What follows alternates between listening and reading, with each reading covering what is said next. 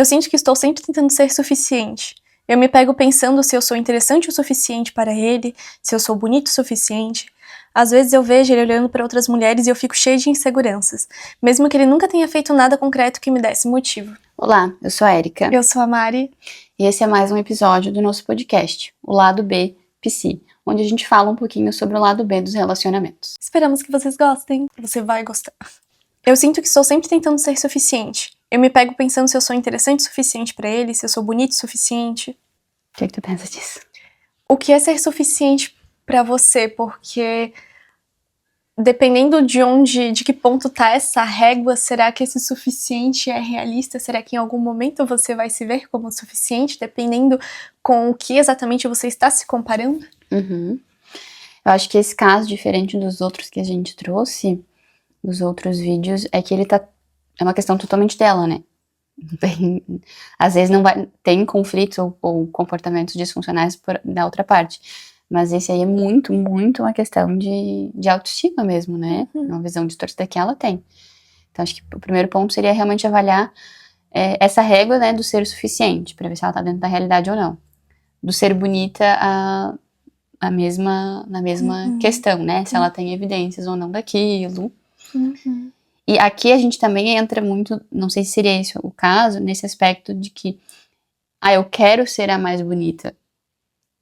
Não foi necessariamente o que ela disse, mas eu vejo que muita gente tem essa distorção, né? Aí pode ser um problema. Não vai. Né? A gente vai ter que recolher a nossa insignificância no mundo.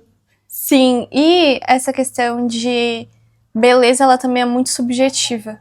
Porque cada um tem um gosto, cada um tem um estilo, e às vezes tu pode estar se comparando com alguém que, se a gente for parar pra pensar realmente no que ele acharia interessante, no que ele acharia bonito, que nem tem nada a ver com isso.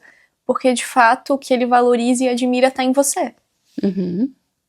Eu acho que a partir do momento que a pessoa escolhe estar contigo, porque eu acho que é uma escolha que se faz todos os dias, é porque, de fato, o que você tem a oferecer pra ela faz sentido, da mesma forma que você escolhe ela. Eu imagino que, por mais que ele possa ser um cara bonito, tu não deixa de olhar pros outros caras e reconhecer que também existem outros homens bonitos por aí. A questão é o que tu faz com isso.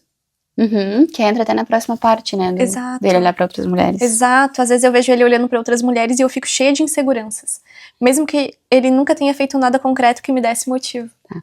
Aqui talvez a gente teria que... A gente teria que avaliar se isso realmente é um fato e o como ele está olhando, né? Se é um olhar com desejo e tudo mais. Sempre gosto de dizer, a primeira olhada que a gente dá pra alguém, a gente não controla. A segunda, sim. Porque vão ter pessoas, assim, bonitas, muito mais bonitas que a gente, que vão seguir existindo, né? Então, assim, eu não tenho olhos pra ninguém. Sabe? A questão é que o segundo é essa decisão mesmo, né? Entra muito... E aqui também não é uma regra, entra muito no que cada pessoa... Nos valores do casal, né? Então, se pra vocês isso é importante ou não, se isso é considerado uma traição ou não, se isso é considerado falta de respeito ou não, entende? Então, como é que tá sendo esse olhar? Aí teria que fazer essa análise. Mas pode ter uma distorção dela também, né? Sim, tem casais que eu observo, inclusive, que um aponta pro outro e diz, olha lá que mulher linda, olha lá que cara bonito. E tá tudo bem, porque fato é, vocês têm olhos, vocês vão sempre enxergar e isso é algo que, pelo menos a primeiro momento, é muito incontrolável. Sim. Então, eu prefiro ir com o inimigo, né? A gente olhar e mostrar e normalizar, porque aí entra naquele aspecto, fica de admiração. Sim, não de inveja, sabe? Exato. A gente reconhecer isso mesmo. Então, quando a gente aceita, é muito mais fácil, assim. Mas, de novo, é aquele olhar com desejo, aí é outra história. Tem um vídeo que eu gosto muito, eu não lembro de onde ele veio, mas enfim, em dado momento da minha vida eu assisti, que eram várias mulheres numa loja de shopping, eu não sei se tu já assistiu. Uma olha pra outra e diz, nossa, o cabelo dela é tão lindo. Eu queria que meu cabelo fosse assim. Daí a outra olha pra outra e diz, nossa, olha as unhas dela, eu queria ter unhas fortes desse jeito. Cada uma tá olhando pra outra, encontrando características que admira e que gostaria de ter, mas nenhuma tá de fato se enxergando. Nossa, nunca vi, que legal. Isso é muito bacana também, sabe? Porque é importante a gente estar trabalhando essa autoestima, a visão que tu tem de ti mesma, porque se tu tem uma crença de não ser suficiente, tu vai ter muito a tendência a acreditar de fato que tu não seja. Por mais que alguém olhe pra ti e diga, ai, tu é linda, tu faz as coisas extremamente bem, se tu tem a tendência a não se enxergar assim, vai ser como gritar pra uma pessoa que não tem a capacidade de ouvir. Essa frase boa. E aqui tem uma questão polêmica, né? A gente entende essa autoestima só na visão externa de aparência. E o que muita gente faz? Vai lá, vai pra academia, vai ficar gostoso, vai ficar gostosa e segue com a autoestima uma porcaria. Por quê? Porque a autoestima é a percepção que eu tenho de mim mesmo. Então, sim, eu me esforçar vai influenciar, mas não vai necessariamente definir. Por isso que aqui a gente resolve a autoestima com terapia.